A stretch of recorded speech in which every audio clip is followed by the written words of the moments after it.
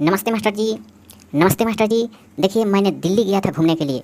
तो वहाँ के लोग जो है दुर्गा माता की मूर्ति जो है 1 लाख रुपया में खरीद करके और दुर्गा माता के मंदिर बनवा करके उसमें रख दिए और सजा करके उसमें पूजा कर रहे हैं। अपने गांव में तो एक भी मंदिर मस्जिद नहीं है, तो कैसे पूजा पाठ लोग करते हैं?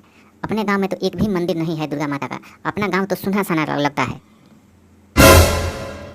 ये तो बात ठीक कह रहे हो बेटा। हम भी सोच रहे हैं कि अपने गांव में दुर्गा माता के मंदिर नहीं है, लेकिन अकेले दुर्गा माता के मंदिर बनवाने में बहुत खर्चा आएगा और उसको पूजा पाठ करने में समझिए कि एक पुजारी रखना पड़ेगा।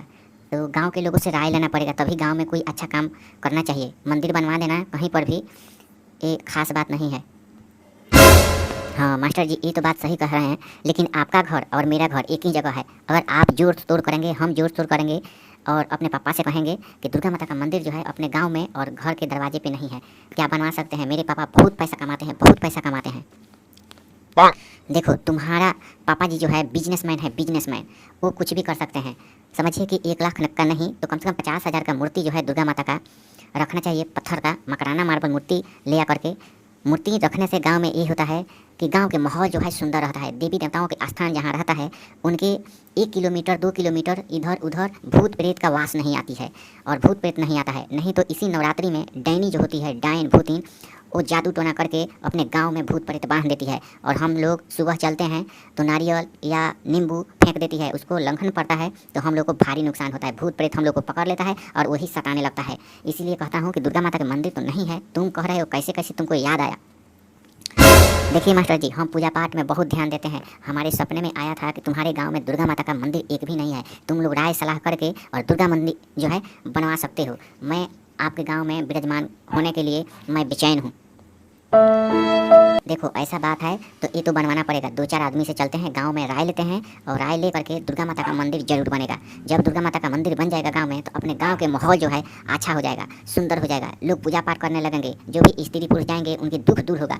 चलिए, तुम्हारे पापा जी से राय लेते हैं और गाँव के लोगों से राय लेते हैं।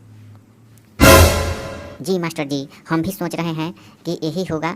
अगर ये हो जाएगा तो बहुत सुविधा होगा। हनुमान जी का मंदिर है अपने गांव में, शंकर भगवान का है, लेकिन दुर्गा माता के मंदिर में जब भी नवरात्रि आती है तो दूर जाना पड़ता है पूजा पाठ करने के लिए, दूर जाना पड़ता है। मैं सोचा था कि अगर दुर्गा माता का मंदिर नहीं बनेगा तो अपने घर में 10-5 हज़ार रुपये का मूर्ति ले आकर के रखूँगा और पूजा पाठ करूँगा। लेकिन हमने सोचा कि मास्टर जी से पहले राय ले लेते हैं, उसके बाद में कुछ करेंगे।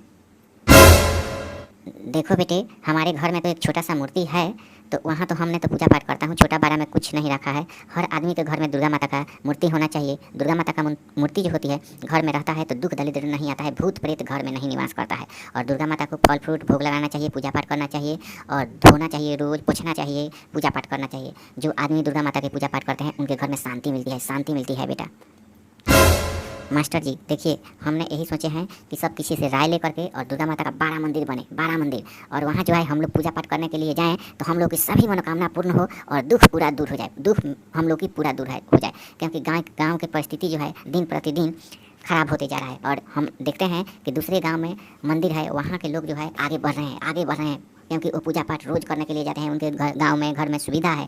हम लोग के गांव में 1-2 किलोमीटर जाना पड़ता है पूजा करने के लिए, तो 2 किलोमीटर जाएंगे तब पूजा पाठ होगा। और गांव में जब मंदिर हो जाएगा तो नज़दीक पास में पूजा पाठ करने के लिए हम लोग जाएंगे, सभी मनोकामना पूर्ण होगा, दुख दूर होगा। मास्टर जी ठीक है बेटे, चलते हैं आज गाँव में और देखते हैं। चलो, आज विज्ञान पढ़ाई होगा। एक सवाल पूछता हूँ, देखो, सुबह सुबह जगने से क्या फ़ायदा मिलती है? मास्टर जी, सुबह जगने से बीमारी नहीं होती है। बीमारी आपने तो पढ़ाए हैं कि बीमारी नहीं होती है, पेट में गैस्ट्रिक की बीमारी नहीं होती है। सुबह जो लोग जग जाते हैं, लेटरिन बाथरूम स्वच्छ हो जाते हैं, उनके पेट की गैस निकल जाता है, बीमारी कभी नहीं होती है शरीर में। ठीक है बेटा, तुम तो बहुत जानकार हो गए हो, बहुत जानकार हो गए हो। इसीलिए कहता हूँ कि तुम आगे चल करके बहुत विद्वान बनोगे, बहुत विद्वान बनोगे। अच्छा चलो, अगर कहीं पर भी जाते हो, मुँह सूखने लगे तो क्या खाना चाहिए? मास्टर जी, कहीं पर भी जाना चाहिए, अगर मुँह सूखने लगे तो बैठ जाना चाहिए, या पास में चीनी है तो चीनी थोड़ा सा खाना चाहिए, नहीं तो लकवा रोग की बीमारी होती है। चाबस बेटे चाबस, तुमने तो बहुत सीख लिया है। चलो, आज का पढ़ाई इतना ही है, कल फिर पढ़ाई होगा, जल्दी आना। ठीक है मास्टर जी, अब मैं जा रहा हूँ घर पे।